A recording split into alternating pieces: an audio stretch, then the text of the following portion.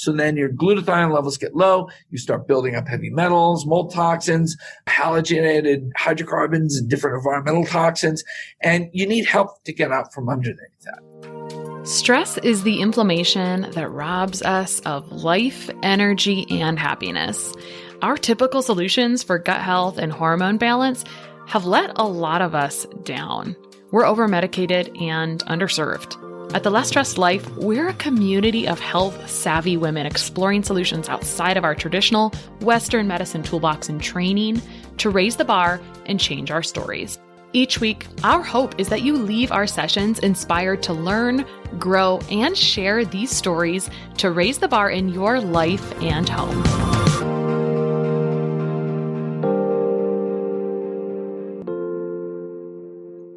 All right, today on The Less Stressed Life, we have returned guest, Dr. Christopher Shade, who has a Ph.D. in environmental mercury chemistry and is a renowned expert on mercury, heavy metals, and human detoxification systems, which he came with for the first interview. His focus today is on the human aspects of mercury toxicity and the functioning of the human detoxification system. He has also researched and developed superior liposomal delivery systems for the nutraceutical and wellness markets, and his clinical analytical techniques for measuring human mercury exposure are unique and more comprehensive than anything in the industry. And when you type in liposomal delivery in Google, guess whose name pops up first, really on the entire first page? It dominates it. An article called Liposomes as an Advanced Delivery System for Nutraceuticals by Christopher W. Shade. So we got the guy here. If there was a guy to talk about liposomal delivery, welcome, Dr. Shade.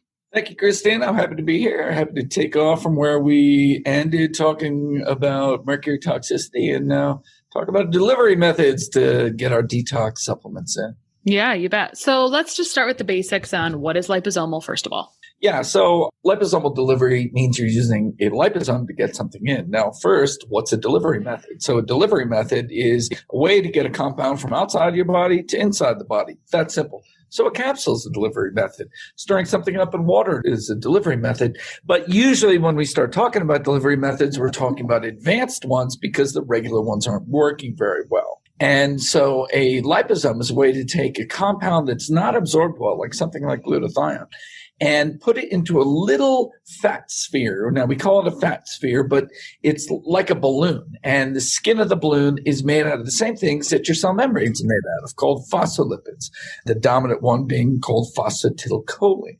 And so we make this sphere of that, and it holds a little droplet of water, and the water's got the glutathione in it. And when we take that into the mouth, and if we make them right, and we make them really, really small, called nanoliposomes, when you put them in your mouth, you'll start absorbing them right through the oral cavity, right into the capillaries below the mucosal membrane, and right into the blood. And then some you'll swallow, and that'll get absorbed in the stomach and upper GI. So it's a way to cheat the normal mechanisms, which would have to go down to the small intestine and then work their way, their diffusion, or if you have some sort of transporter for the compound, and that's usually slow and poorly absorbed. And so now we have a fast way in through the liposome. Now, it's also got a sister particle. Now, you'll hear me call these particles a lot because they're little spheres suspended in water.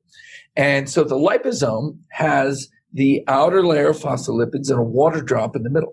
We use the liposome for water solubles like glutathione, vitamin C, B complex, NMN, the NAD precursor.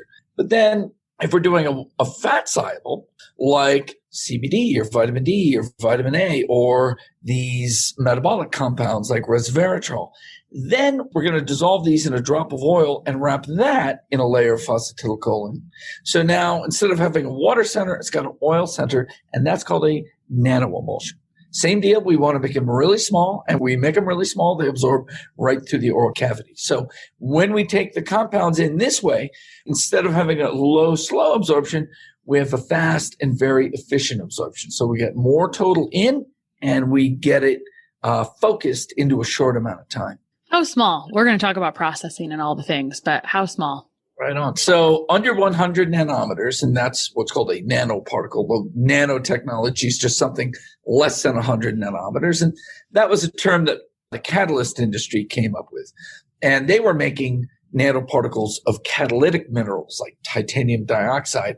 And they found that when they were very small, they were very reactive and they got good catalytic activity. And so they didn't want people calling something that was 900 nanometers a nanoparticle. So they made this cutoff of 100.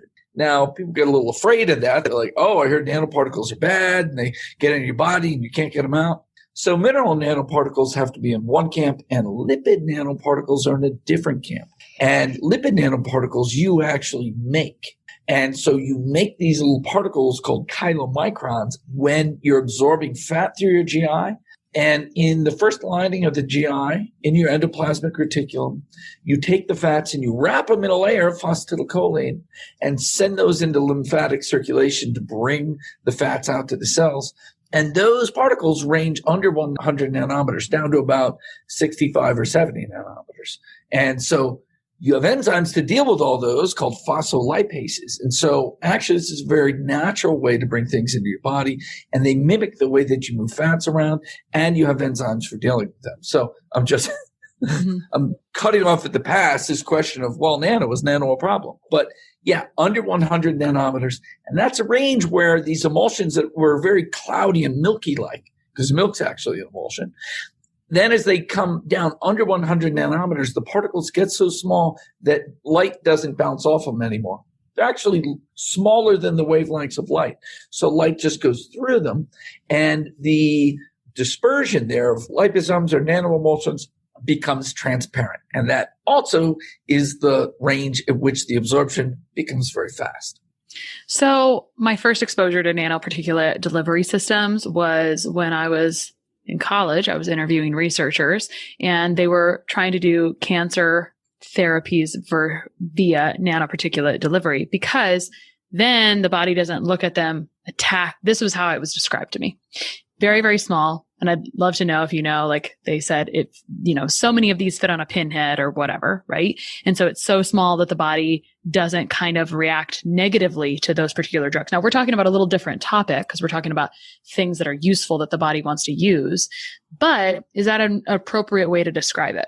Yeah. So you have this system in the immune system called the reticuloendothelial system. And these are they're like macrophages, and they're scavenging particles out of the bloodstream. And when they're big particles, they see them and they scavenge them. Now, if they see too many, they might sound an inflammatory alarm and think that there's some sort of infection in there. So you want to make them small enough to avoid the reticuloendothelial system. And those are these sizes below 100 nanometers that slide past that system. And that was one of the things that they're talking about. The other reason they use them in cancer therapies is these particles tend to accumulate in areas where there's already an inflammatory problem. Now, that's actually good for us on the nutraceutical level and good on a pharmaceutical level, because those inflamed areas are vascularly leaky. And so the particles tend to get into the tissues there. And so if they're using a chemotherapy, they tend to accumulate where the cancer and that associated inflammation is. And instead of just acting willy-nilly anywhere in the body. So it's a way of helping to concentrate the effect in one area. Now we're doing therapies on areas, often areas that are inflamed. So this actually, helps us concentrate in those areas. Yeah. All right. So you mentioned something that I'm going to pull out, which was, glutathione doesn't get absorbed well. So let's talk about, and I think you brought this up, but let's make sure this is clear. Maybe we can say it like this. What's the efficiency that it's normally absorbed at? Because what you see in liposomal products is that the dosage looks smaller because it's probably being absorbed better. So when you take something in a non-liposomal form, you're taking a larger amount because we're hoping for X amount of absorption. So can you compare and contrast? Let's use glutathione. I love glutathione. So let's talk about how it should normally get absorbed, why it's not very efficient in absorption, if that's relevant. And then, you brought this up, but if there's an efficiency, how do you know what's getting absorbed otherwise versus liposomal? Okay, there's a bunch of topics here. I know. And I think I might work backward into them. And so, first, let's just talk about absorption. So to be absorbed across the GI tract, you either need a transporter, there's magnesium, there's zinc, and boom, we got a transporter, it brings it in. There's an amino acid, there's a transporter that brings it in. That's called active transport. Otherwise, you need passive transport, and then you have to be soluble and diffusive across the membrane. So you have to be kind of hydrophobic. And so a lot of compounds like berberine, very insoluble and doesn't diffuse very well. So you need to take a lot to get just a little bit into the blood. Now, glutathione is made of 3 peptides. It's a peptide made of 3 amino acids. It's made of glycine, glutamate, and cysteine. And cysteine has the sulfur residue that does all the work. It's the antioxidant, it's the metal binder, the toxin binder. And when that goes into the stomach, the same enzymes that would chew up your steak into amino acids chew up that peptide into amino acids. So most of that is broken down into the amino acids, and then you can absorb the amino acids, but then you got to put it all back together. So the trick with glutathione is getting it in intact instead of breaking it all down before it goes in. So when it's in the liposome, if you can get the intraoral activity, you haven't seen any of those digestive enzymes. If you go into the stomach, the enzymes can't get inside the liposome, so the liposome can still absorb into the blood. So you're cheating around the things that would normally break it down, and you're getting past the need for a transporter. So it acts like a passive diffusion device, and it's protecting the compound from the enzymes that are going to break it down. Now, how do you measure all this? There's a lot of different ways, and we have a lot of different measurements on different compounds, and you'll hear a lot of really stupid things out there like, oh, this liposomal vitamin C gets you 98% absorption. That's just stupid. And all liposomal technology gives you 100% absorption. That's just stupid.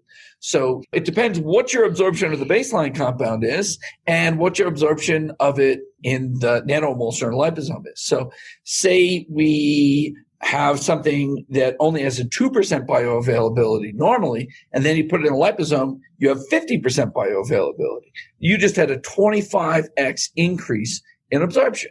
So that's the case for when we looked at quercetin, 25x. So now we need, for the same blood level, you need 25 times less. Or really what the advantage is, you get it in a short amount of time, you get all the metabolic activity of the quercetin. Then that's easy to measure, because there's no quercetin in your blood normally. So we can measure your blood and say, boom, there's the quercetin when we give you the liposome, and boom, there's the quercetin when we just give you powder. And we look at it over a period of time, concentration over time. That's called a pharmacokinetic study. The pharmaco is the levels of this compound in the blood, and the kinetic is over time. And that all gets integrated into something called area under the curve. You draw this curve, it goes up, and then it starts coming down. Then that's a good way to go when there's not a lot in the blood. But for glutathione, there's a ton in the blood already. And so you have these small amounts swimming over a large amount, and that's kind of tricky. And the analytical chemistry for the glutathione isn't so super clean that you can always distinguish the background from these doses coming in. But we're trying to do that now.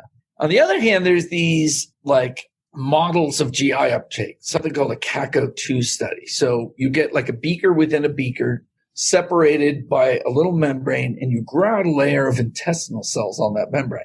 And you can put stuff in one end and watch it diffuse through to the other end. So you put it in the inner beaker and watch it come out through the outer beaker. That's one of the ways. And then you can just dissolve a normal compound, and then you can put it in a liposome and see how much faster it is. So we've done that with B12. We've done that with vitamin C, with glutathione. But you don't have all the effects that go on in the body. For instance, with glutathione, there's no transpeptidases in there that are breaking it down. So it just all gets in there. And then, you get advanced absorption from the glutathione versus it just diffusing across the membrane.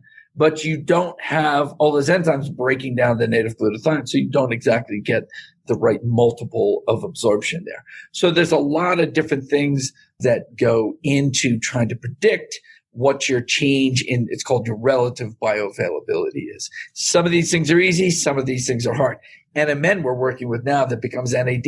Really hard, because even you do that CACO2, the CACO2 cells metabolize this stuff. A lot of them will use it and turn it into a million different things. So now you got to measure the whole metabolome that's coming across there. And that's just at the forefront of what we understand in our sciences. I'm trying to work with James McClellan and some of the other NAD figureheads on how to figure all that stuff out. Yeah, that makes sense. In summary, for anyone, You can measure things like quercetin, and they saw a 25% increase from liposome because you don't have quercetin. 25-fold. Yes, 25-fold. Yes. And like 50% versus 2. Easy to measure. That was a 6-fold increase. Other things, especially if they get metabolized, are harder to do. Right. So as a side note, from a clinical perspective for me with my clients, and I'm just telling you the applicability in the world, right, to the listener, because people check their vitamin D more often than some of these other nutrients, right? It's a thing that's popular. And if someone, and there are people like this, people are taking not great doses of vitamin D commonly. So that's the first problem. 400 IUs. Right. It's like a joke. So once you regulate or increase the number or amount, the IUs of D to an actual changeable amount. And then if someone still doesn't improve, then I love doing the experiment of, cool, let's put you on this liposomal vitamin D from these guys, because I love to see the change in what happens. And so far I've had good results, but I've only gotten to measure that a few times, but that's the option, right? It's certainly we could start there too, but it's kind of fun to see how it changes. And some people really, and we've seen a lot of people, they're doing 4,000 or 5,000 IUs a day, and they're just flat lines. I'm still stuck around 31, and then they jump into the nano and boom, comes up for them. And I think fat soluble nutrients and minerals to me make the most sense to deliver liposomal. I'm sure all of them do, but we need this. I always think about the cell having this little phospholipid layer and how those really struggle to get across the phospholipid layer. So this is some of the most important nutrients to get across liposomally. And so it's interesting. And I think vitamin D, as a side note, is such an interesting being, an interesting creature, because, it goes through, it's got a lot of steps in that machine, right? And the last step being the kidneys. And so it's why aren't you absorbing it? I don't know. But if your cell structure kind of sucks from inflammation, right? Because it kind of dries up. Your GI or all your cells? I think in general, all potential cells. Yes, GI is a problem, right? GI is a problem. But if people have systemic inflammation, it seems like that layer of the cell, they're not getting minerals and fat soluble nutrients into the cell because it seems like they're drying up that phospholipid layer, which, the fatty acids help reduce it just sort of seems to go together quite well. And that's always what I see clinically. So anyway, D being a very important one from a fat soluble perspective, because when we're thinking about, you were talking about dropping some things in water and then surrounding them with a liposome. And then you're talking about the fat soluble ones dropping in an oil and then surrounding it with a liposome. And I'm thinking, how do you do this when it's that tiny? It's hard to imagine. So let's talk about processing. Small syringes. Yeah, one right. at a time until you've done 20 trillion of these, in a single dose. Well, let's talk about processing to create liposomes. Okay. Now, there's only so much I can talk about because, that's why we're so good at this, is because we know how to do this really well. But you look at a water soluble, okay? And imagine you have a beaker of water and you dissolve your glutathione in there. Then you have your phospholipids, and you've got this purified phosphatidylcholine that's been purified out of lecithin, and maybe you'll fluidize that in a little ethanol and drop it with stirring into this water beaker of glutathione. And they actually spontaneously form spheres around the water there. So it's drinking in little droplets of all this glutathione-laden water. And then there's forming multiple layers. It's like an onion layer of these phospholipid membranes, phospholipids, water. And we got to get them small. And so we take them from there. We put them through high pressure homogenizers that break the big multi-layer spheres into small monolayer spheres. So the technical terms, there's multilamellar vesicles. MLVs are the big ones that are first made, the onions. And we chop them down to small unilamellar vesicles. So small being less than 100 nanometers, unilamellar meaning one phospholipid bilayer surrounding that water droplet. Now, in that, we cannot get 100% of the glutathione into that. At best, we can get half into these spheres and half is on the outside. And that's how the liposome is made. Now, with a nanoemulsion, remember, you have the water and then you have the phospholipids. You're going to put all the fats and the fat solubles in with the phospholipids when you dissolve them in the ethanol. And now we're going to disperse them with stirring into the water, and they self-organize because the fat wants to hide from the water. So the fat grabs the phospholipids. The phospholipids have fatty acid tails, so fat tails, and water-soluble heads, the phosphocholine heads. So the fats all go in the fatty acid tails point into the droplet, and the water-soluble heads point towards the water, and they surround the water droplet. So that all automatically happens. And then we go and we use high-pressure shear to break those down into small little droplets. Now, the key is to get the ratios, everything exactly right, and to create a center of that particle that maximizes the solubility of the compound that we're putting in there. Okay. We're talking about choline. We're talking about phospholine. We talked about this a little bit last time. Why do we use choline? Let's talk about why we're using choline. Let's talk about phospholine versus other forms of choline. Right. So choline is, it's present in meats. There's a ton of it in liver, and it is the top part of the phosphatidylcholine. And so the phosphatidylcholine is this big thing that's, making up your membranes and your membranous organelles, your mitochondria, endoplasmic reticulum. You need it all over. And your body will take fatty acids and link them together onto the choline heads and make these phosphatidylcholines. Now, we can get the phosphatidylcholines already made, intact, extracted from lecithin. So move back one step, where you get lecithin is coming from oil pressing.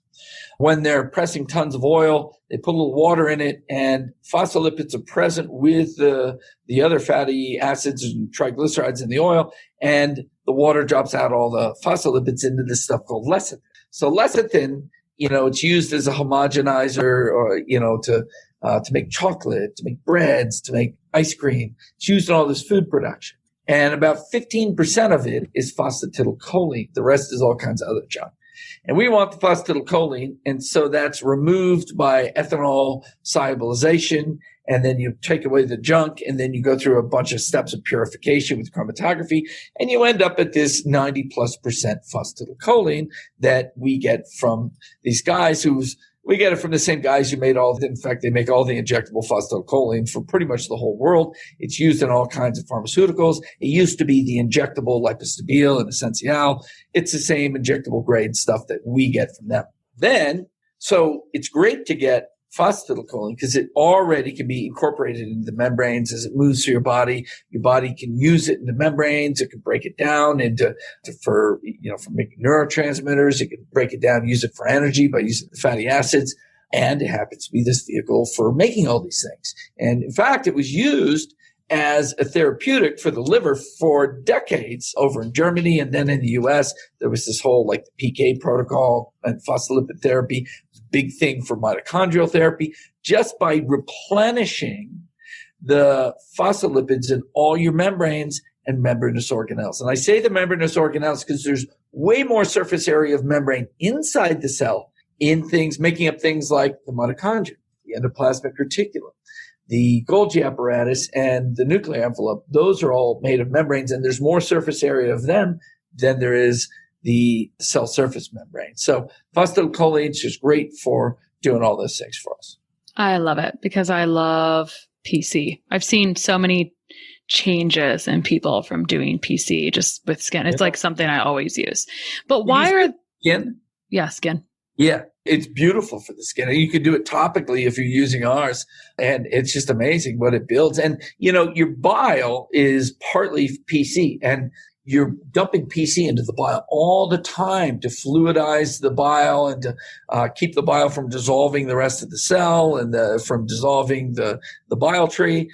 And so your liver cells are always donating phosphatidylcholine and losing choline from their membranes into the bile flow. And so that's why it was always known as this big liver reparative. It helps regenerate liver because of this constant loss of PC. It's amazing. And, you were talking about the food sources of choline. Why do we struggle so much to have enough choline? I mean, it's estimated that pregnant women don't have enough choline whatsoever. I mean, it's like a thing that's trying to get out there into the world now, right? I wonder what the thing is with our digestion assimilation, or if it's just what's happened in our bodies that makes us not have the choline we need, or because of toxins, we're using it up all the time, to make bile. And I think our use and degradation of it all the time, but I think it's because the organ meats have so much choline and we're so focused on the muscle. Mm-hmm. And that's probably why. But then in pregnancy, you have just some massive protein load, mm-hmm. and people don't always keep up with the protein load. So the protein load, getting enough protein, having a varied protein, especially if you're pregnant, you want bone broths, organ meats, a lot of egg yolks, but free range, really, really filled things. Mm-hmm. And then they got that TMAO controversy now that's such a red herring. Everybody's afraid of choline. I actually want you to talk about that because, and I'll use a story that will help. So I've had this friend who's an optometrist and she's taking a nutrition course because she's interested in gut health and how it's affecting all of her dry eye diseases and whatnot. So she's sending me these slides late at night while she's taking her class about, like, she knows I'm talking about choline all the time. And she sends me a slide about TMAO. And so then I go and it's like, well, this isn't about, phosphatidylcholine. This is related to other forms of choline. So will you address TMAO controversy real quick? I will, because it's a big thorn in my side. And, really it's about all forms of choline. And, phosphatidylcholine can break down into choline. So it's the source of choline.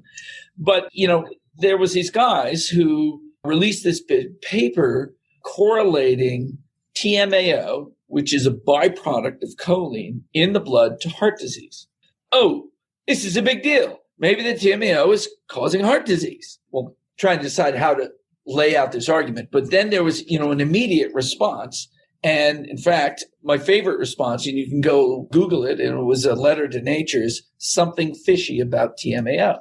And the response starts with, oh yeah, TMAO causes heart disease. What's the biggest spike in blood TMAO levels that you get after you eat fish? It's the biggest source of TMAO. But fish is this heart healthy thing. So how does that jive? So that just starts to unwind, like, how does this argument fit together? Then you go back to the guys who wrote the paper on heart disease and TMAO, and you see that they have a patent on a test for TMAO. Great. They can wind up the fear of TMAO. They can sell a shit ton of TMAO testing. And everyone's going to be like, oh my God, my TMAO levels are high. I have to track this. Yet every time, I better stop eating unheart healthy thing. I'll just eat fish. Now their TMAO levels are really high. All right. So the guys who wrote the response, something fishy about TMAO, were, these guys know this stuff up and down. I think they're Northern Europeans. And they started dissecting this thing. And they said, look, there may be a correlation between TMAO and heart disease, but it's not a direct correlation. In the heart disease, a lot of these guys are heavy meat eaters, and meat eating shifts your microbiota. I mean, you know this, right? Plants, it's the Firmicutes, Bacteroides, the general thing, but plant-based and meat-based shift things. This is the biggest reason to get a plant-rich diet is the microbiome. Oh, the second, that and the phytonutrients, all a big deal, right? When you're dominantly meat and low vegetable, you shift to a microbiota that makes a ton of TMAO. And it's not the TMAO that's causing the problem. It's the microbiota and the poor diet that's causing the problem. And the secondary thing is the TMAO. So that's the whole story. I think this was the 90s, wasn't it? It's kind of taken some traction. If it's showing up in nutrition classes now, right? It's like, oh, I guess we're going to teach this. I started hearing all this stuff in the early teens. Like, I don't think that was in the 90s. I think that came up pretty recently because all of a sudden it was coming across my desk that we're all killing each other. We're killing everybody with this phosphatidylcholine. Oh my God, the choline. It's like, wait a second. Like, if you're choline deficient, everything's going to fall apart. That's how I feel. If you're choline deficient, like, nothing is going to work right. So, like, this is a moot point, but people don't really understand choline because it kind of came on the scene. It didn't get popular until, when did choline get popular, or when did it get discovered? Wasn't it discovered kind of later? Choline was big in the 90s, 80s and 90s. Like, wow, we need more choline. Choline was discovered a long time ago. But I remember like enzymatic therapy having these high choline supplements for the liver to build liver strength, and I was shopping for those in the late 80s, early 90s. I wonder why we didn't keep that. And I'm going to make a quick note about the TMAO discussion. Reminds me of something else that we don't realize, but is a thing, and we don't make a poo-poo about it. There's natural trans fats in meats as well. And then there's like artificial ones, right? And so we freak out about artificial ones, and no one says anything about the stuff in meats because it's not actually related. It doesn't actually create disease, right? In the stuff that's naturally occurring in the foods per se. And so what you're saying is it's not the thing. It's like the microbiota not being healthy. and the diet not having enough plants to metabolize and make short chain fatty acids to your gut on its own. Yep. So anyway, it's kind of important, but it's also a challenging topic. So it's easier to just say, watch out for this sometimes. Now, on the choline train for another moment, it always seems like choline is coming from soy and sunflower. And sometimes that's an issue because of some people have issues with soy, at least in my field, because I'm working with a lot of people with allergies. So I mean, are there any other sources? Because I only see it as sunflower and soy, and I know it's from lecithin. So we get these sunflower or soy lecithin, but do they use other sources of choline in the market? No. The reason is they come from large scale oil pressing operations. Mm-hmm. And, I'd love to have, flax phospholipids, some omega-3s, you just need a lot of oil pressing to get a little bit less than that. So it's a byproduct of this big food manufacturing world. Sure. And nobody's doing enough of the other ones to do it. Yeah, you can get it from canola, but I don't think anybody's rushing to get canola. Mm-hmm. You're left with soy or sunflower. Mm-hmm. And there is krill phospholipids are on the market now, but, there's some issues with those too and the stability of them. And there's some other fish-based ones, but none of that's really worked itself out yet. Yeah. It's a real thorn in my side when someone has the rare exceptional person that has a sunflower and a soy allergy, which does occasionally happen. But yeah. And you're not going to be able to go and get just raw lecithin from the health food store and give it to them. There's got to be too much protein in there. But in these, there's no protein left at all. And we've had them assayed and there's like zero protein. So a lot of them that have those allergies do fine. There's rare ones that, it's like, is it the vibratory frequency of this? Like, what is happening here? Because there's nothing in there for you to react to. Mm-hmm. So, we've had a lot of soy allergic people take the soy stuff and be fine. Right. Yeah. Okay. Let's talk about whether there are certain nutrients that cannot be delivered liposomally. Can all nutrients be delivered liposomally? Well, it's a question of can you get a relevant amount in? And so we started for the first couple of years, it was just vitamin C with lipoic acid, glutathione, and GABA. We just had those and we just ran. And then CBD came along and then the whole world came along. We started doing everything. And we've gotten really sophisticated at being able to stack a lot of different compounds together, like our AMPK charge used to be called keto B46. You've got berberine, resveratrol, quercetin, dim, luteolin, and cinnamon in there. And there's so many AMPK activators that it flips you into ketosis in about an hour and a half. You measure your blood ketones and stuff. It's like, wow, we get a lot of compounds in there. But, I couldn't get any one of them in strong enough doses to do that. So I had to get a bunch of different ones. So it comes down to, can you match the solubility of the compound to the particle system to get enough of it in? So theoretically, you could do it with everything, but a lot of compounds you get to just limits where you got to get grams of this in. And maybe it's, you already got 30% absorption. And so you take a couple grams of it and it works fine. So it's not worth doing. But theoretically, everything could be done. Are there things that shouldn't be done? Probably. But, those are probably compounds you shouldn't be taking much of anyway. Why'd you start with vitamin C, GABA? Was it alpha lipoic acid? Was there a reason that you thought, let's just see? I'm a detox guy. And so I started with glutathione was the most important thing. And so we did glutathione. And then one of the guys I was working with was like, hey, at this one place we worked, we did C and lipoic acid together. And I was like, okay, cool. Because glutathione's for detox. Lipoic acid is an NRF2 upregulator and turns up all the enzymes for detox. So those two went together. Then shortly afterward, one of my doctors was like, hey, I got all these very reactive people and they take stuff and they have all these neurological things, maybe GABA could help them. But when we take GABA, it just doesn't work. Try liposome. So we did. And that was really good for like Lyme and mold people who, you're trying to detox, but you show them a bottle and they're reactive.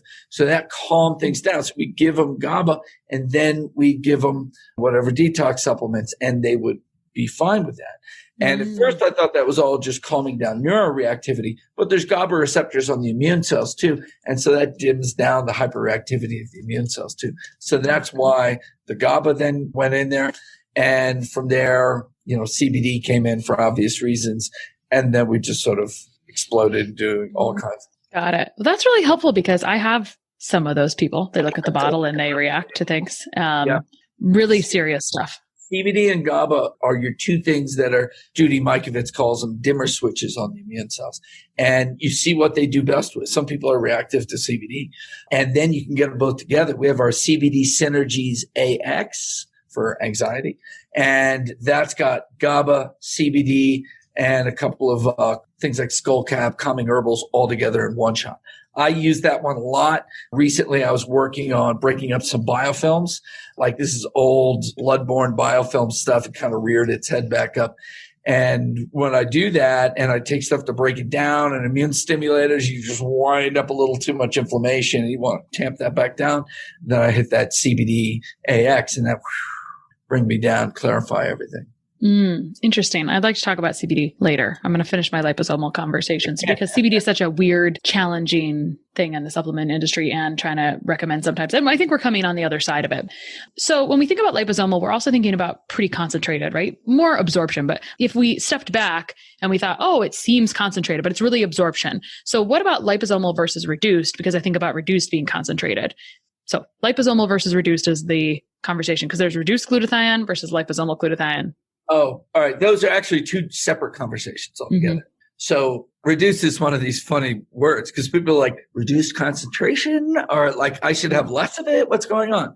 That's redox, reduced and oxidized, oxidation reduction, the redox potential. So it's an antioxidant. And so there's a reduced form and an oxidized form.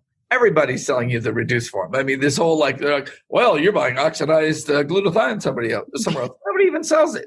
Now, when they make a liposome, they screw it up and they oxidize it all, but they're putting in originally reduced glutathione. So reduced means it's glutathione as a sulfhydryl group. Oxidized would be glutathione disulfide. Now, this is going on in your body. Your body is using glutathione as an antioxidant against things, and in the process, oxidizing it and forming glutathione disulfide. So you got some free radical. You reduce it like glutathione peroxidase, takes the electrons of glutathione, donates it to the free radical to neutralize it, and then you have glutathione disulfide. Then you have a enzyme, glutathione reductase, to reduce it. So you're always cycling glutathione like that. But it's important to keep it almost all reduced. This is something that goes wrong as people get sick and there's inflammation. So that's how that works. And so, yeah, you have to be using reduced glutathione in the supplement. Then there's liposomal. So like if you bought Cetria glutathione and capsules of that, that is reduced glutathione in a capsule. And then Godspeed, you get some through. All right. Then the liposome is dissolving that in water, packaging it in some of these liposomes and getting them to do the delivery for you so you get more through into the blood. Now, when people don't make it right, you will have a lot of it oxidized and hydrolyzed. So oxidized, you're making the disulfide, and then hydrolyzing, you're breaking off the hydrogen and the sulfur group into hydrogen sulfide. And so many of those bad glutathiones out there, you smell them, they smell like rotten eggs. And really heavily. And you taste them, like, oh my God, that's a ton. And then people will tell you, well, if it doesn't smell like that, it's not glutathione. So if it doesn't smell like hydrogen sulfide, it's not glutathione. That's not true. If you take raw glutathione and put it in water, it's not much. It's a little bit like methionine. There's a little bit of sulfurate, but it's not hydrogen sulfide. That's a breakdown process over time. And a lot of people don't make these things right. It's really precise. You have to control what's called the activity of water by modulating glycerin and ethanol and your phospholipid levels so that there's not so much water, it's breaking these molecules apart. And I've measured liposomal glutathiones that the worst one I measured had 2% of label claim left, meaning it was all oxidized and then broken down into all these different metabolites of sulfur. People wonder why they have so much reactivity to some of the glutathiones out there. I mean, some people do, even to the most pure glutathione, but a lot of people, it's a witch's brew of shit that's in there.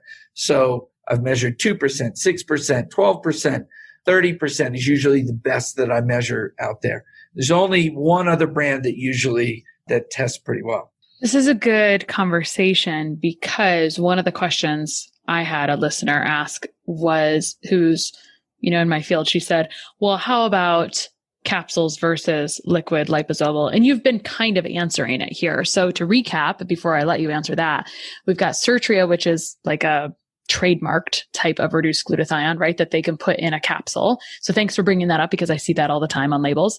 So is the answer, if something is glutathione in a capsule, is it automatically reduced regardless of label or not? Yeah, I've never seen anybody sell anything other than reduced glutathione. Okay, so it's a labeling. Really, on the open market, there's only two sources out there. Anybody who's good buys Japanese glutathione. Cetra is one of them. It's made by a company called Kyowahaku. It's an excellent product. I use the one made by Mitsubishi that used to be called Kojin. Now it's called Opitac. It's also excellent. They both make excellent products, but the taste, smell, and flavor profile of the Opitac is slightly better, so I use Opitac. I make products for bioceuticals in Australia, and they sell Cetra too, so I make Cetra for them. Great stuff. But either one, you put it in capsules, Godspeed to get it past your digestion. Because it should be wrapped in like a little fatty thing to get. You're going to break it all down. And so you got to wrap it in something. Then we get to the question of capsules versus liquids. In a liposome, there's no such thing as a capsule liposome. But I think there's some sold, right? Technically? Yes. People sell them. Okay. Just to be clear. Sells one. And what they do is they put a liquefied lecithin in with glutathione in the capsule. And what they're hoping will happen is that the capsule will break open in the stomach and the phospholipids that are in that lecithin will form spheres and incorporate the glutathione into them. Now, it's very much a wishing game with a liposome because the glutathione's going off into the water phase in the stomach, and slowly the phospholipids are forming these spheres. How much gets in there versus not get in there? It's not a great way to go for the water solubles. However, for the fat solubles, there's something called a self-emulsifying delivery SED system. And we do this with CBD. It's called our CBD Synergies PN.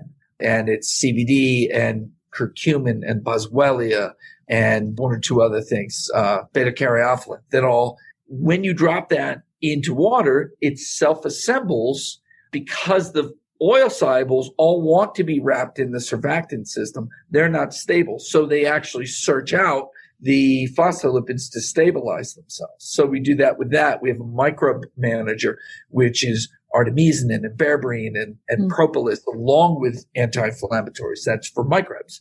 And we have one with a zinc ionophore, zinc, quercetin, and luteolin complexes. And so there are compounds that this works for, and there's compounds that this capsule approach doesn't really work for. It's not really good for the water soluble. Got it. Perfect. That answers that quickly and clearly. So you've alluded to this a couple times, but you mentioned this because we've been talking about antioxidant levels and stability, et cetera. And I think you've answered it in different words, but I think we'll come back around. How do you maintain antioxidant levels and stability with the processing that happens liposomally? Oh, it's very easy. Keep the oxygen out. And so you make really good equipment and you use inert gases, argon or nitrogen, and you bubble those through the liquid, the water, the glycerin, the ethanol. You bubble those through. It's called sparging to purge off all of the oxygen. And then you throw all your compounds in there. You bubble it through again. Then you mix them all. You keep all these vessels covered in this blanket of inert gas. And then the mixing, it's not like you're pouring together vessels and stuff. It's piped from one to the other. And so it keeps this inert atmosphere. All that mixing goes on. It's piped into the homogenizer. It goes into its receiving tanks, and the receiving tanks have a sparge of the oxygen-free air going through there. And so you just protect them from oxygen. And then you bottle them. When you take them over to the bottling, you have the same thing. You pre-fill the bottles with argon. Argon's good because it's heavier than air, and it sits. If you fill a bottle with it, it sits down into it. Nitrogen kind of goes up and diffuses away. So depending on what we do, we use argon or nitrogen, usually argon. And, if you know what you're doing as a chemical engineer, it's easy to do. Mm-hmm. Yeah, I'm imagining you as a very nerdy scientist with a lab coat on a different day. Okay. On that note a little bit, you made me think of this when you were saying the sources of glutathione, and I was thinking it before you brought it up. I think naturally people would say, like, where do we even get these antioxidants to use in supplements? Like, how do we distill this down? I mean, what are the sources to get a supplemental glutathione? I mean, you gave us the name of the companies, but how is this product? How are they making made? it? You know, a lot of things in the supplement world are made by fermentation. So you got these bacteria growing, and you'll select ones out that overproduce something. You know, we don't have to go in and genetically engineer them. You just grow a bunch out until, oh, hey, this one over here makes, you know, tons of glutathione, and then we're going to extract it off of that. I mean, you could synthesize the glutathione, you know, the way they make amino acids, you know, and put all the amino acids together, but it's better to just extract it from bacteria that are growing and then purify it out of there. But, you know, the question more broadly is, what are you supplementing? Where would you get glutathione from? So, you know, is it come from carrots or is it, you know, from broccoli? In antioxidants, there's endogenous and exogenous antioxidants. So exogenous outside the body's vitamin C, vitamin A, vitamin E, you're getting that all from food sources. And endogenous are ones that are produced in your body. You have enzymes that make them. And that's glutathione, superoxide dismutase. Enzymes that work with those like glutathione peroxidase, glutaredoxin, thyrodoxin reductase. You have a whole system of endogenous antioxidants. And it's actually more powerful than the exogenous antioxidants. Now, here's a case where as you run down and you have chronic inflammation, your load of glutathione is getting swept away and your synthesis is getting downregulated. Inflammation turns down antioxidant production. There's a reason for that, because localized inflammation, like say you cut yourself and you get an infection in there, you're going to come in with your white blood cells, your macrophages, your killer cells and stuff. Your little army is going to come in there. You're going to create, kind of try to wall it off with collagen. And then you're going to go and you're going to attack these microbes with pro-oxidants. You're going to throw peroxide at them, hydrochloric acid, bleach, superoxide radicals. You're going to burn them up with pro-oxidant. And while you're doing that, and that inflammation is happening, you turn down your own antioxidant, production so that you can make it a net pro-oxidant thing. And then when that's all killed, you switch everything around, clean it up, and the antioxidant and the high antioxidant potential is necessary for regeneration of those tissues. So when you're healthy, you're going up and down like that. But then chronic inflammation is chronically turning that down.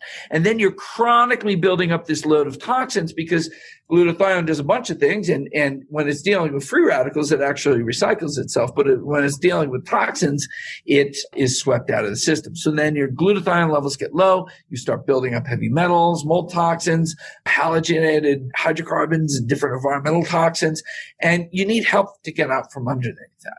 Now, normally these stressors should hermetically turn up your detox system. But if this has been going on and low and slow inflammation and poor nutrition, you just get under this weight of stuff, and you're just stuck underwater. And you're bringing in supplemental glutathione to pop up, give you extra resources to get back up on top of things. I'm going to put a flag in the ground there and just reiterate that Dr. Shade is saying chronic inflammation is a domino effect that now allows, because we're turning down our own defenses. Our body's always trying to protect us. But when we make it an acute inflammation is one thing, it's a protective thing, but a chronic inflammation is this domino effect where now we've downregulated all these things that we should use. And that allows everything else to build up. And before you know it, we're just like a hot mess of a problem, right? I mean, it's like, yeah, it's a very technical term. And this is why after years and years of being ill, I find it takes more and more effort to get better, right? You have to supplement those endogenous things. Yeah, right. Yeah, I had someone kind of argue. You're really healthy. You don't have to do that. It's actually all the phytonutrients you're bringing in. And, now maybe you're supplementing quercetin and resveratrol, things like that they trigger your system to go up and keep those levels up there. But when you're under the gun, or when you're like, I'm going to mount a big detox here, you need some extra gun with the glutathione. So I don't take glutathione every day. I take it when I'm under the gun. Like if I'm under the weather, it's big for the immune system. If it's like, oh man, it's time for me to detox. Or if it's like, yeah, it's time for me to detox because I partied all weekend. Those are the times when I use supplemental glutathione. Yeah, I think that's a good other flag in the ground is detox is always happening, and sometimes you need it more than other times. And so you don't always have to chronically be on things. And I think I mean, I'm just reiterating what you're saying in different words. And that's how I operate as well. It's like, these things make me feel really good when I'm sluggish because things have been building up, because crap builds up, because we just live a lifestyle like that if we're kind of being normal human beings typically, right? Like, we can't escape it all. So we just have to give it some support every once in a while so it can do its job a little bit better. Yep. Yeah. And when we do that, then we give, all these crutches to help get all this stuff out. Mm-hmm. So if Joe Blow wants to create a supplement company, there's no regulation really around validating liposomal delivery, right? Like most supplement, I think this is always the truth. People always say, like, what's a good brand? I'm like, what is a good brand is when a brand has good company integrity and produces good products and tests them. So anything to say about that? There's nothing else validating it, right? Obviously, that's why it's on the market as such. I know when you put something on the bottle label, it's supposed to be in there. It's not necessarily there. So there's regulation for the supplements and the content in there. And that is the law that if you say there's 50 milligrams of glutathione per serving, you should be able to measure 50 milligrams of glutathione per serving, not just when it goes out the door, but for the whole period that you say it's stable. 10 years ago, that wasn't necessarily the case. The thing that they said was in there may have been in there, may not have been in there. In the junkie companies, the pro companies had it in there. And some pro companies, like Pure Encapsulation, was just a company built on, you want this pure in a capsule, we guarantee it's there. Like, now that's not really enough to make things exciting because it's the law. Pretty much everybody does that. Now, these fly-by-night companies, it may or may not be in there. Like I said, I measured all this glutathione, all broken down. I'm telling you, it probably was in there when they released the product. It just broke down afterward. So then if they say the liposome size is this, there's this much encapsulation, the absorption is this, do they have any validation of that? And most people don't. There are so many companies you could look and they'll say, oh, liposomal absorption gives you 100% absorption, or let's not be so fantastical, 98% absorption. And it's just like, what evidence do you have of that? And how do you know it's true for your product? So a good company should be running studies on their product. I've already said some of these compounds are harder than others, and you use different ways to validate it, but you're always trying to figure this out. But then you should definitely, and unfortunately, we're the only maker on the market that has this technology in-house, but you should have the sizers in-house. We have 3 liposome sizers, the laser technology. And then we've had electron microscopy done up at UC, University of Colorado, to validate that our sizer is doing the right thing. And we have that in the specification. So every product that's getting made, all right, batch number 20043 of glutathione is coming out. The first 2 liters come out of the homogenizer. We take it over to the sizer that's right next to it and say, oh, okay, is it within 50 to 90? The specifications. Yes, it is. Is it not? Something's wrong. Go in there, is water right, this and that, tweak that, put the pressure up, boom. All right, we're right on. So every batch is coming out is the same size. And that's really important because the absorption is dependent on the size. So if you as a practitioner are getting this kind of response from this dose of CBD, you don't want my next batch to be 3 times as high and you get 3 times less bioavailability, or you get it, but it takes 4 hours to get in instead of 30. You want to get the same effect every time. You need that predictability because I'm giving you a therapeutic. And that predictability comes from all the testing that we do. And then the understanding of how much bioavailability that we get comes from the pharmacokinetic testing that we do. And we're always expanding all of that out. In fact, we have a super exciting clinical program going right now where we have 50 people going through a 3-month program where we have a month on predominantly detox with some metabolic character to it, a month on predominantly metabolic with some detox character, and then a month on just mitochondrial building. And we're doing a whole epigenetic age profile before and after with epigenetic markers on AMPK, sirtuins, telomeres. We're doing blood markers of AMPK, sirtuins, NAD, clotho, mTOR, all this before and after this 3-month intervention. So it's going to be super exciting to start getting that kind of data out of these things that have this promise. Like I said, we got this thing with 40 milligrams each of berberine, resveratrol, quercetin, DIM, and cinnamon, and it puts you into ketosis in an hour. Like, that's the promise of this stuff. Right. That, let's see what it's doing. I had not seen that. So my brain did say, what? when you said that the first time. What did he just say? So I thought we better get back to that because it's crazy, but we've taken all these people and we measure the blood ketones before and then over the, every 30 minutes and over about 60 minutes, you'll go from 0.3 to 0.8 or 1. It's like an instant. Now it's called, we used to call it keto before 6. So you can be keto by day and then eat carbs at night. And now we call it AMPK charge because it was too fantastical to believe, so the doctors wouldn't use it. Now all the cardiologists use it because it's AMPK thing. Well, I was going to ask some different questions, but now I just really want to know why you created this, why it works, right? Why does it work? And how do you think, well, one, I think the first thing I was going to say is, can I be invited to part 2 of the study that you're doing right now, the 3-month one? Anyway, but why does this keto product work and how is the use suggested? Because this is actually totally off from anything I was expecting to talk about. I'm like, what is this? Yeah. Well, first the why, because Joe Mercola made fun of me. That's why. Oh, got Taunted. Paleo FX. He comes up and he freaking squeezes my love handles that were there then and not now and goes, "This is going to kill you, Chris." And I'm like, "Joe, you just freaking squeezed my fat in public. Like, that's horrible." And so he's like, "You're lucky the paparazzi wasn't there, guys." Just kidding. Oh, I know. Terrible. Right. The keto paparazzi. And so he's like, "Chris, you got to do all this, and because he was all into mTOR blocking and autophagy at the time. And so I'm like, "Okay, Joe, I'll listen to you, because this is getting too big. I'm getting too thick here." And so I start talking to him every night. He's going to have me on this intermittent fasting program for 30 days and then a 4-day water fast. And I got to minimize all my protein. I got to do all this. And, I get into day 5 of Joe berating me and I'm like, "Motherfucker, I'm going to get around this in the lab."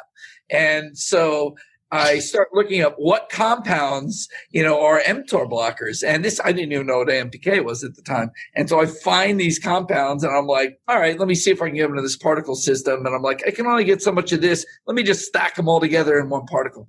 And I'm taking it, and then my son is type 1 diabetic. And, just on a whim, he had some keto strips there for urine and I pee on it and they turn like black. And I'm like, "Oh my God, what's going on?" And then a couple of days later, they're not even registering anymore. And I'm like, I don't know what that was. And so it turns out as you get seriously keto adapted, you stop spilling any ketones into your urine. So I got into ketosis really quick and then adapted so fast I didn't even put them in the urine anymore. So, somebody told me about this. So I started getting blood markers and I'm like, "My God, I'm in like ketosis all day. And then I'm eating carbs at night and I'm tracking this. And I'm like, wow, this stuff throws you into ketosis. Wow." And so why I did it is because I wanted to be able to fat adapt much faster. And how do I do it? All right. So what gets activated when you carb restrict or when you exercise enough is that you burn up your available ATP from the carbs that you have around and you build up AMP. So ATP loses a phosphate, becomes ADP, adenosine diphosphate, then becomes adenosine monophosphate. And that sticks into something called the AMP kinase.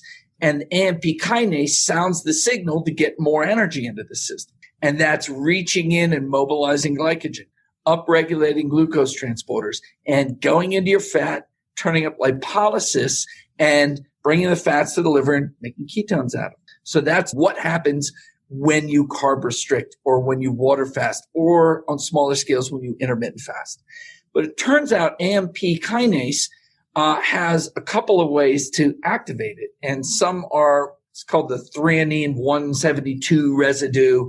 And then there's this other calcium MKK. So there's 3 areas to hit AMPK to speed it up. And just the fasting and carb restriction is like a 10x increase. But if you hit these others, it goes to 1,000x increase in AMPK activity. And one of those targets is where metformin hits. And that's why metformin, some people are like, "Oh, pharmaceutical, bad." All the anti-aging people are all like, "Metformin, great, wonderful stuff." Because when you AMPK activate, you stimulate your body to burn on multiple pathways at once. You don't actually have to go down to a blood sugar of 70 before it's activated. You can be making ketones and burning ketones and having your sugar at 100. So you can actually work multiple metabolic pathways at once. And I was talking to some PhDs from Oxford University over in Europe that all work on ketosis and Alzheimer's. And they make ketone products, exogenous ketones for people with Alzheimer's, because the brain goes into insulin resistance and then can't burn sugar. And that's one kind of Alzheimer's. It's called type 3 diabetes. And the ketones are the only other source of energy. They can't do beta oxidation. They can't do all kinds of things. It's only glucose or ketones. And so ketones are really good for the brain. But these guys were like, oh yeah, looking at your data, if you're activating in all these different ways, you're probably doing the gold standard. You're burning carbs and ketones at the same time. I cannot express how much like my brain is upside down right now, because it's like we don't usually have easy buttons, and we want to be careful with easy buttons sometimes, right? But I'm like, what? That's That's a possibility? This is real. And it came from boredom, which I'm pretty sure most things come out of boredom, right? Like I'm pretty sure they invented. It came out of shame and humiliation. Yeah, a little bit of spite. All right. I was going to give you like more of the upper hand. It's going to give you the upper hand out of boredom. Because when you're talking about him, he was like, oh, I'm interested in mTOR and whatever at this time. And I'm like, that's what we do. We just kind of get like, oh, I got that done. So now I'm just going to like challenge my brain with something new. So now I'm into this. And, you know, like it's funny because I think like people follow Joel Mercola, right? Like depending on when you follow them, you're going to get totally different news, right? And that's just how life is, right? It's like they're truly just bored with the current thing and they're like, hey, let's learn about this new thing. So now my brain is kind of blown. I want to know what is in it again that turns on this AMP kinase, because you went through it quickly and like I'm wrapping my brain around it because in 2017, I worked for a fasting program. I mean, like I'm familiar with the work that it takes to do this the typical way, right? So like, this is when my brain is like, what? Yeah. Okay. So tell me what's in it again and tell me how you've used it on yourself. I mean, you told me a little bit, but like you made this thing and now it's on the market, and what's your intention? Like, how do you hope people apply it and use it? Yeah. So what's in it? You got berberine, and that was known as, nature's metformin, very good blood sugar control. Mm-hmm. Resveratrol was known as the fasting mimetic, because of what happens during fasting. You have AMPK activation, and resveratrol is an AMPK activator and a sirtuin activator. So it's got some longevity aspects to it, but those longevity aspects relate to mitochondria and metabolism. Mm-hmm. Silomarin, I didn't even say that before because I was just rattling them off really quick. Mm-hmm. Silomarin is known for detox, but a lot of the ways that it works on your liver is through AMPK and sirtuin activation. Quercetin, also in this same vein of AMPK activators. Most good phytonutrients are AMPK activators, which is one of the ways that the plant-based diet can clean up your metabolism and help you lose weight. Doesn't mean you got to be vegan. You just plant-rich. I just interviewed Mark Hyman. He's got his vegan diet, and he says plant-rich versus plant-based. So plant-rich diets do this, right? Are you laughing at the vegan diet? Yeah, I am laughing at that. I know. I was like, Mark, and he's like, well, it's tongue-in-cheek, Yeah, right. Paleo-vegan, It's actually confusing. It sounds like, anyway, keep going. Pagan. It's a pagan diet, or European. Or I literally have no idea what you're trying to tell me when you say that, but it's just when you say vegan diet, I don't know what you're talking about. Right, exactly. But the book's great, and it covers a lot of great stuff. And we talked about regenerative agriculture and stuff. And anyways, so quercetin and then DIM. I was just trying to stack all these things that I normally use that are good AMPK activators together in one particle. So that was also sort of a watershed for how we make the products. I can make you, here's a nanoparticle of berberine, here's one of resveratrol, here's one of quercetin, and you're taking 6 teaspoons of stuff to get to something. Then I learned how to get them all into one particle without interfering with one another, so I could get much more AMPK activation all at one shot. And some of them hit from different angles. Berberine has a slightly different mechanism of AMPK activation than does the quercetin and resveratrol. So you get enough of these different angles all at once, and whoom, it's activated like you've just fasted. It's like fasting in a teaspoon. Did you say there was cinnamon in it too before? Yeah, there's some cinnamon, and cinnamon's a good one there, but it's as much of a flavor modifier to hide the berberine as it is an active. I won't do this with every ingredient, but with berberine, since I've got you, like sometimes colleagues and I discuss, why does berberine work well for blood sugar? Is it because people have such funky gut microbiota sometimes that, and this is probably We can only surmise, right? I don't know. Maybe we can't. Maybe you know more than I do on this, I'm sure. But if people are taking berberine, it's good for blood sugar is one of the mechanisms, maybe because it's having an influence on microbiota potentially. Well, it definitely could, but it's not in this case because berberine, when you take capsules, most of it goes through your GI and is not absorbed. Where it is having a distinct effect on the microbiota, and there's some receptors in the GI that it's acting on. It's kind of like how does curcumin work when it's barely absorbed? A lot of that is GI-based mechanisms. But here we're bypassing those and getting them into the blood, so it's working on receptors in the blood. And there it's a very good AMPK activator. And I think so. This is something we're trying to tease out over time, like NRF2 activators. Why are some better on glutathione transferase, some on UGB glucuronosyl transferase? These are secondary modulating effects. So berberine is a good AMPK activator, but it holds down blood sugar more than resveratrol. So it seems to act more on the glucose transporters and down-regulating the kind of inflammation that gives us insulin resistance. So insulin resistance, a lot of that is free radical damage because the insulin is a dithiol and the receptors are a dithiol, and those are very oxygen sensitive. And so free radicals damage the receptors so that the insulin can't dock to the receptor and the sugar can't be brought in. So the berberine must have these secondary effects on that insulin receptor and the glucose transporters that's independent of its AMPK activation or bundled with it, but focuses more on that than does like quercetin and resveratrol. So I think a lot of it is cellular, but why does it work so well compared to these others? We don't exactly know, but part of it may be that. When did this come out? What? When did this product come out? When did you develop this? Like 2 years ago, and it didn't succeed like we thought because no one knows what it is. What?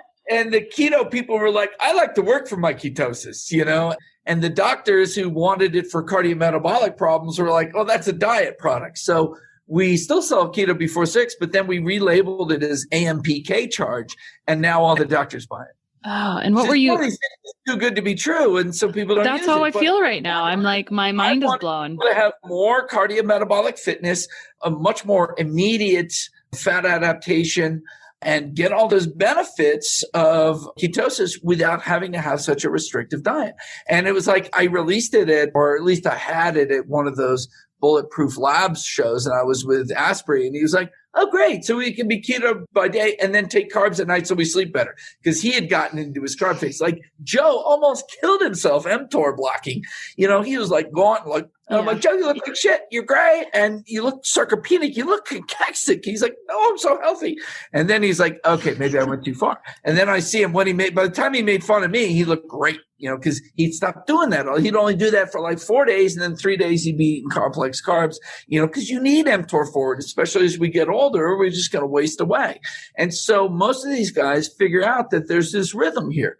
And so this product's allowing you to have a more deep rhythm. I'm going to be in ketosis now, and I'm going to eat a sweet potato for dinner. I am dying. How are you? This is like nuts. Are you using this regularly, or you just kind of use it sometimes, or you just used it to show Joe? What? Oh, I show him, and I used it extensively for a long time. Now I come back and forth with it.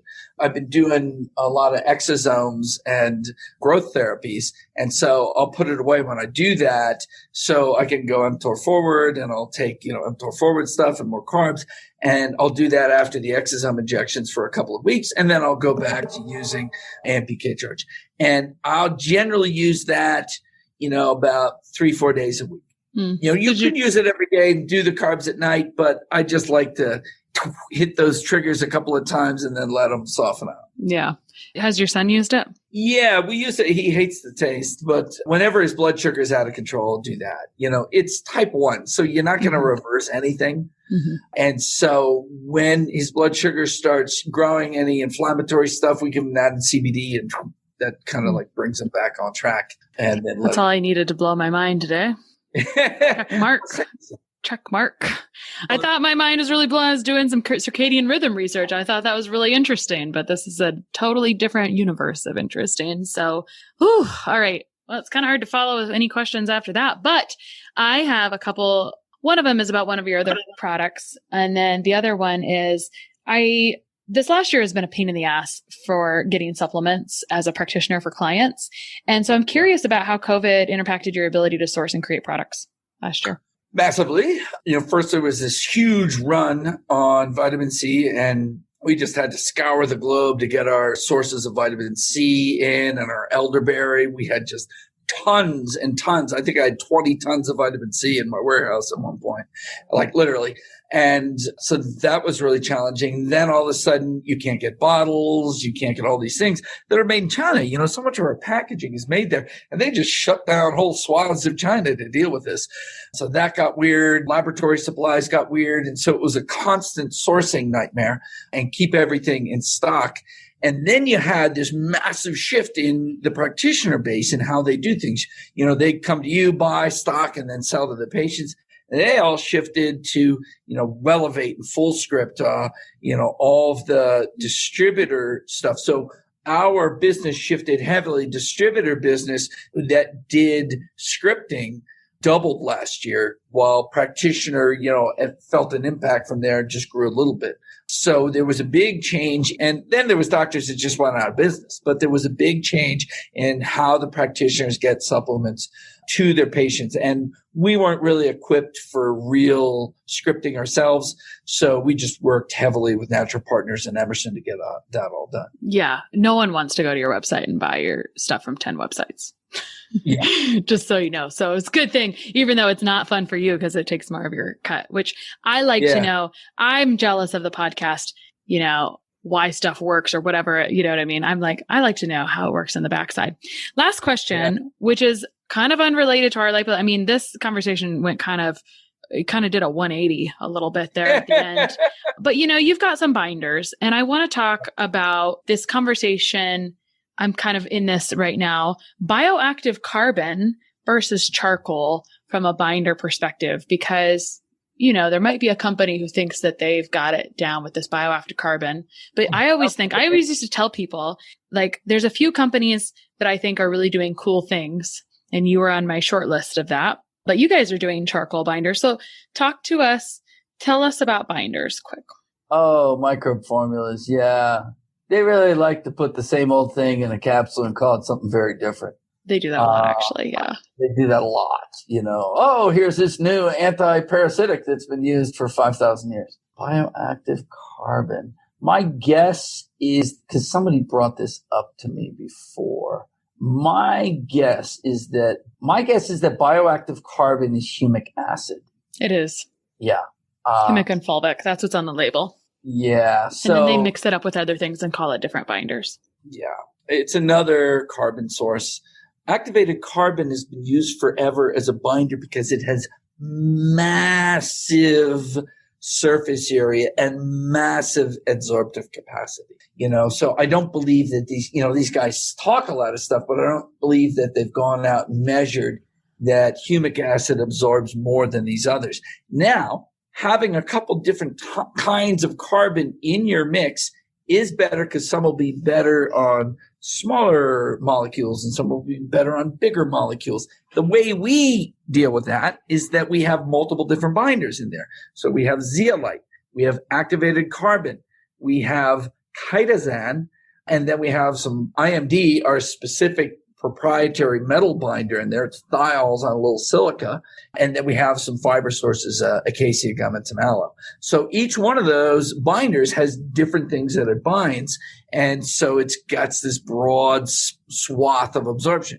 And then I also recently put in pectazole because that has activities on the immune system and the GI.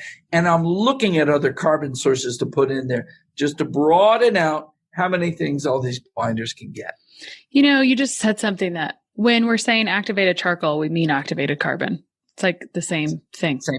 So their selling point is that you can take it away from food. You take the selling point of the bioactive? Mm-hmm. Is that they can take it away from food or with No, you food? take it with food and supplements. Oh. But then the other conversation. If you do, then it's not much of a binder. So that's the or whole. Or you would be able to take it with food and supplements.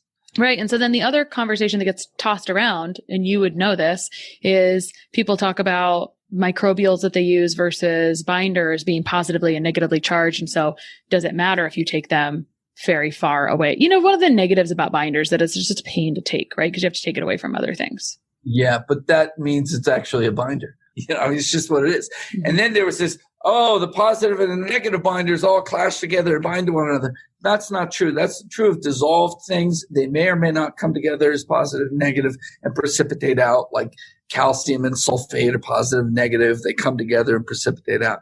For these particles that are suspended in water, you have these massive, like if you went down to this, micrometer, nanometer scale, you'd see these massive chunky boulders, and there's like little point charges of negative on one and another massive boulder, and there's little point charges of positive. Are these boulders going to like line up together and hit each other and neutralize each other and they're done? It's just not a possibility. There'll be hydration spheres, layers of water around it. This is just bullshit that people come up with in their heads because they don't know how to think on a chemical level, and they definitely don't know how to think on an aqueous level. My Ph.D. was aquatic chemistry. One of my specialties was humic chemistry at one point. This was all mercury and other things, how behave as dissolved, as complex with things on a particulate, how these things interact and stuff. And there, like your brain's, it's like a beautiful mind, and you're down in there thinking about this stuff. And these people aren't thinking that way. Got it. I'm glad I asked you. I wanted to talk about it because it was like, wait a second, this is the only place marketing like this. And you have these other binders and it's got very different things in there. And I don't know. And this stuff is like cheap as dirt, I can get it. It's very expensive. I might put humic acid. Humic, there's some reason. Fulvic, they like for different reasons, and none of that's ever really been proven out. It's supposed to increase cellular uptake and this and that, but nobody has any data on it or knows why it works. And some of these things like Fulvics, I see a lot of kidney stress from Fulvics. Interesting. And they act like it's one molecule. That's the other thing. Oh, it's fulvic acid. No, here's what fulvic and humic acid is. If I take some dark brown soil and put 5% sodium hydroxide and drip it through the soil column, this black-brown liquid's going to come out.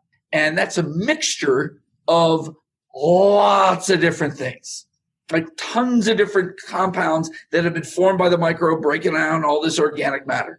Now, if I add acid and I go all the way down to pH 1, whole bunch of it, big molecules, which now lose charge as you protonate these negative oxygen groups called carboxyls. They all become neutral, and this thing goes and falls down. Everything that fell down is called humic acid, and everything that's still in solution is called fulvic acid. There's tons of different shit in both. They act like it's one thing. It's not one thing. It's tons of stuff. Everything that stayed soluble is called fulvic. Is it all good for you? How do you know? Right. Awesome. Perfect. Man, talk about a no BS conversation about delivery sources and then throwing us for a loop talking about AMPK, which I didn't know we were going to go to today. We had a nice conversation about choline and TMAO, which is wonderful. Importantly, chronic inflammation is a domino effect, and basically everything else builds up and then you're kind of a mess. And so just undo yourself. It's an onion. So just be patient, and detox is a good friend. So many things and binders. So Dr. Shade, if people don't know anything about you, where can they find stuff online? Yeah, quicksilverscientific.com. There's a professional site and a consumer site. You'll go to the consumer. If you're a professional and have an account, you'll go through to the professional. The professional's got more education, but there's still a fair amount on the consumer site. There's also a Quicksilver Scientific YouTube channel. And there's also my personal website, drchrisshade.com.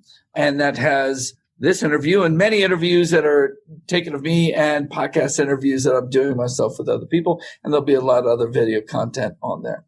Cool. Thanks so much for coming on today.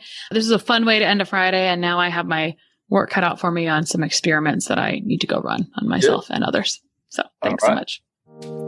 Sharing and reviewing this podcast is the best way to help us succeed with our mission to help integrate the best of East and West and empower you to raise the bar on your health story. Just go to reviewthispodcast.com/less stressed life. That's reviewthispodcast.com/less stressed life. And you'll be taken directly to a page where you can insert your review and hit post.